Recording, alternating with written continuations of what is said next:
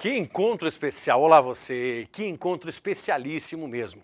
Matemática e gramática, olha, essa rima não é proposital, ela é verdadeira e ela é consistente no programa Eureka, no projeto Eureka de hoje. Secretaria de Estado da Educação, TV Paulo Freire, Paraná Educativa, todas em comum acordo para levar a você o projeto Eureka. Interessantíssimo o projeto Eureka, que hoje discute isso, essa abordagem matemática e essa abordagem gramatical. Olha, como é que o aluno deve ser formado? Em sentido geral, sem dúvida nenhuma. É o que se questiona no Brasil há muitos anos e é o que se preconiza neste país também há muitos anos. Por conta disso, a formação do indivíduo, do garoto, este pequeno ser, esta criança que adentra aos bancos escolares com 6, 7 anos e depois sairá desse ensino fundamental por volta dos seus 13 para 14 anos, ele já tem acesso, indiscutivelmente, a uma formação geral. É o que preconizam mesmo os melhores moldes educacionais, para que depois, no ensino médio, chamado de segundo grau lá no passado, ele possa ter a sua formação assim lapidada. E daí ganhe, adquira a autonomia para discutir o mundo, para discutir o local onde ele se insere, o seu papel de inserção nisso. É exatamente por conta deste aspecto que há competências. E o Enem, o Exame Nacional do Ensino Médio, quer avaliar essas competências de autonomia. Talvez por isso, em 99, um tema redacional muito oportuno do Enem foi exatamente o protagonismo juvenil. O que se espera de um jovem para que ele seja protagonista? Ora, espera-se fundamentalmente que este jovem saiba agir, que mais tarde ele saiba votar, que mais tarde ele saiba questionar, utilizando a lei em seu favor, não deturpando a lei, não fazendo com que as coisas sejam só benéficas a ele, mas sim utilizando a premissa da democracia. Então, esta formação geral é parte do pressuposto das competências do Enem. No encontro de hoje, a curiosidade matemática e a curiosidade gramatical vêm exatamente ao encontro seu, você estudante, você educador, que estão no processo de compreensão do que vem a ser o Enem. Então observe bem, atentamente este momento e veja como vale a pena o projeto Eureka.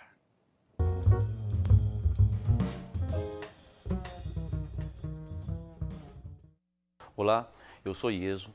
Nós estamos aqui de novo para analisar com vocês alguns aspectos gramaticais da prova de língua portuguesa do Enem, que você vai fazer logo mais. A aula de hoje vai enfocar um dos itens que cada vez mais tem aparecido nas provas, não só do Enem, mas nas provas de língua portuguesa ao longo de todo o Brasil. A questão de hoje é a questão do léxico. Léxico, numa primeira definição, seria o conjunto de palavras que compõem um idioma. Veja, cada um de nós tem o seu léxico. Se fosse possível que a gente reconhecesse todas as palavras que nós conhecemos e usamos, estas palavras comporiam o léxico de cada um de nós. No sentido maior, no sentido global, toda língua tem o seu léxico, cada língua é composta por um léxico específico.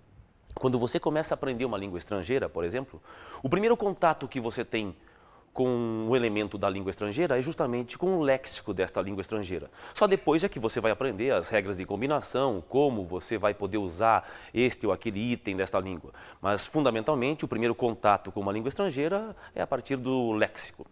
Uma segunda definição de léxico seria dicionário.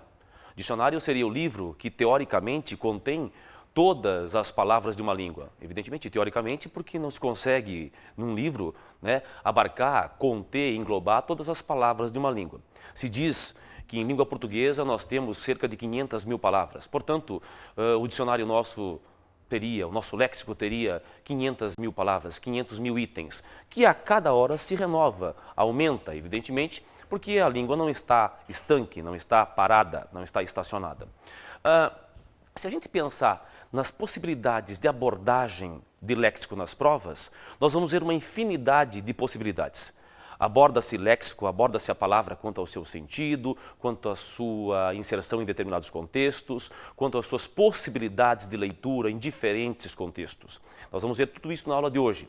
Mas antes, para começar a caracterizar um pouco do que é este fascinante universo do léxico, vamos ver uma entrevista, uma pequena enquete com pessoas de regiões diferentes do país, falando um pouco E depois a gente faz uma pequena análise sobre o que a fala dessas pessoas pode revelar, o que o léxico de cada um pode conter. Eu sou pernambucana, mas moro em Aracaju. Vendo roupa, artigo, brinquedo, artigo para presente assim. Porque eu gosto de negociar mesmo, eu gosto de estar assim no mundo.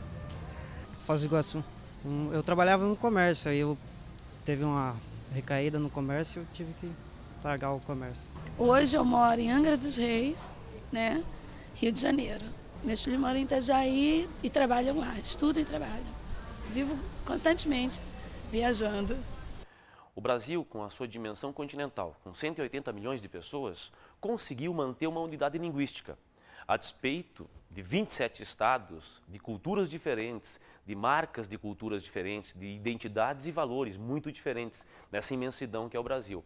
Nós observamos ali na enquete, por exemplo, que as pessoas não usam tanto as palavras de maneira diferente, palavras diversas para expressar a mesma coisa, mas há um sotaque, há construções que se fazem de modos diferentes. Isto mostra um pouco da riqueza linguística que tem o Brasil. Nesse sentido, o léxico da língua portuguesa no Brasil, ele é extremamente rico, sim. Nós podemos pensar em diferentes componentes de léxico, segundo, por exemplo, grupos diferentes, locais diferentes, tempos diferentes, atividades profissionais diferentes. Ora, imaginando o léxico como um todo, o léxico como conjunto de palavras em um idioma, nós podemos segmentar esse conjunto de palavras em um idioma. Por exemplo, pensar em léxicos diferentes que expressam de maneiras diversas uma mesma coisa, segundo lugares diferentes. Seguramente, uma pessoa num determinado lugar muitas vezes não fala, não se refere ao mesmo objeto a partir da mesma palavra de uma pessoa que está num lugar B, por exemplo. Então, para você lembrar, o que o gaúcho chama de negrinho, em muitos lugares do Brasil, na maioria dos lugares do Brasil, é o doce conhecido como brigadeiro. Negrinho no Rio Grande do Sul, brigadeiro no resto do país.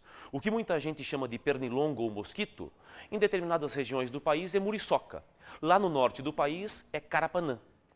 O que na cidade onde eu nasci, registro, se chama média, pão francês, em alguns lugares é cacetinho, em outros simplesmente é pão francês. Imagine que confusão seria uma pessoa que conheça pão francês como média e chegue numa padaria e peça, por exemplo, 15 médias. Seguramente a pessoa do balcão ficaria assustada, porque não detém o conhecimento de média como o pão francês. Pensando em outros exemplos, nós temos, por exemplo, bergamota, em certas regiões do sul, para tangerina, no Rio de Janeiro, ou mexerica, simplesmente. Veja, isto mostra a riqueza que o léxico tem para designar as mesmas coisas sob formas diferentes. Mas não é só em função dos lugares diferentes. O léxico pode variar também segundo, por exemplo, o tempo, a idade das pessoas. Seguramente, você não fala da mesma maneira como a sua avó fala. Para a sua avó, aquilo que se fazia e que você chama de prova era sabatina. Para a sua avó, por exemplo, não era ficar ou namorar, era flertar. Para a sua avó, muito provavelmente, não se tira uma foto, mas se tirava um retrato. Além dos lugares diferentes, de tempos diferentes, nós podemos pensar também que grupos de atividades profissionais diferentes também façam uso de um léxico mais ou menos diferente em relação a outros grupos. Vamos pensar assim, na atividade dos jornalistas, por exemplo. A palavra foca ganha um sentido que não é o sentido que as pessoas, de um modo geral, conhecem. Foca para os jornalistas é o jornalista iniciante, aquele que está começando na profissão. Isto faz parte do léxico, do jargão dos jornalistas. Pensando na identidade, nos valores, nas crenças de uma comunidade, e o léxico é uma boa expressão disso, porque quando a gente abre a boca, a gente está mostrando um pouco das nossas crenças, dos nossos valores, da nossa visão de mundo. Abrir a boca é sempre perigoso, né? Falar é sempre perigoso. As palavras que a gente escolhe denotam um pouco da nossa ideologia, da nossa visão de mundo. Bem, a questão agora é saber o que se cobra de léxico e como se cobra léxico numa prova de língua portuguesa, como tem aparecido na prova do Enem, muitas vezes. Veja, fundamentalmente o que se cobra é a questão da percepção do sentido. Você percebeu o sentido, o valor de uma palavra em determinados contextos, em diferentes contextos. O que você poderia perguntar naturalmente é, mas e o que é contexto? Bem, então vamos guardar assim. Contexto é uma instância maior na qual se insere um elemento menor. Traduzindo, trocando em miúdos, contexto é um conjunto no qual se insere um subconjunto. Só para poder concretizar melhor. Imagine, por exemplo, o nome Chico Buarque. Chico Buarque é um elemento que está dentro do contexto música popular brasileira.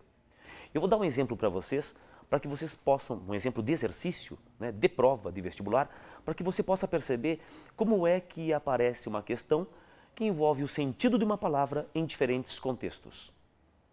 Até João se viu envolvido naquele escândalo. Foi até a saída, deu meia volta e retornou. Ficaram na escola até 10 horas e não resolveram a questão. Às vezes, fazemos até o que não imaginávamos.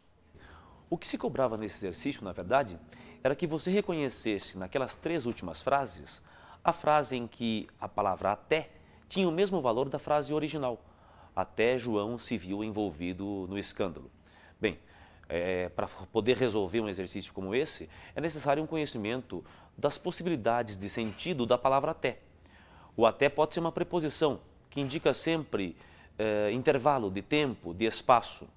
Mas o até também pode ser um advérbio, que significa mesmo, inclusive, ainda. No caso, até João se viu envolvido naquele escândalo, é evidente que o até, nesta condição, neste contexto, equivale a, inclusive, João se viu envolvido naquele escândalo. Não era possível imaginar que João se visse envolvido naquele escândalo. Portanto, a tradução do até, no contexto do original, era, inclusive, mesmo. E aí a resposta seria a terceira frase que você viu agora há pouco. Polissemia é a propriedade de a palavra assumir vários sentidos, vários significados. Polissemia é uma palavra composta de 2 bases gregas, poli, vários, muitos, e sema, sematos, sinais, sentidos, por extensão. Bem, a polissemia, esta capacidade que a palavra tem de assumir vários sentidos, é sempre cobrada no vestibular. Afinal de contas, a gente só consegue perceber muitas vezes a polissemia de uma palavra segundo o contexto em que se insere esta palavra. Uma palavra que tem sofrido de polissemia, tem se revestido de um novo significado ao longo dos anos, ao longo da sua vivência na língua, é, por exemplo, a palavra navegar ou a palavra navegação. Navegar, antigamente, para poetas como Camões, por exemplo, significava estar com a nau, com as embarcações, no mar. Hoje, navegar tem uma acepção nova. Navegar significa usar a internet, por exemplo. Eu posso usar e posso pensar, por exemplo, também navegar como uma metáfora. Naveguei nas ondas do seu coração. Para traduzir metaforicamente, estava apaixonado por você. É pela polissemia, por exemplo, que nós temos a porta de entrada para uma oposição que você conhece muito bem, entre denotação e conotação. Denotação seria o uso da palavra em seu sentido original, em seu sentido primeiro, em seu sentido original de dicionário. Conotação já não seria o uso da palavra em seu sentido literal, porém a palavra usada no seu sentido recriado, uma recriação de sentido no uso da palavra. Evidentemente, pelo conhecimento de mundo, pela vivência que nós temos, nós vamos percebendo com maior ou menor facilidade o uso da palavra em seu sentido literal ou em seu sentido conotativo, o uso da palavra em seu sentido denotativo, denotação, ou sentido conotativo, conotação. Por exemplo, quando eu digo que ele pisou no tomate, isto pode ser tomado sim, literalmente, no caso de ele ter pisado no tomate na rua, por exemplo. Mas é possível, muitas vezes, imaginar ele pisou no tomate no seu sentido conotativo, uma força de expressão, que significa ele fez alguma coisa errada, ele nos decepcionou.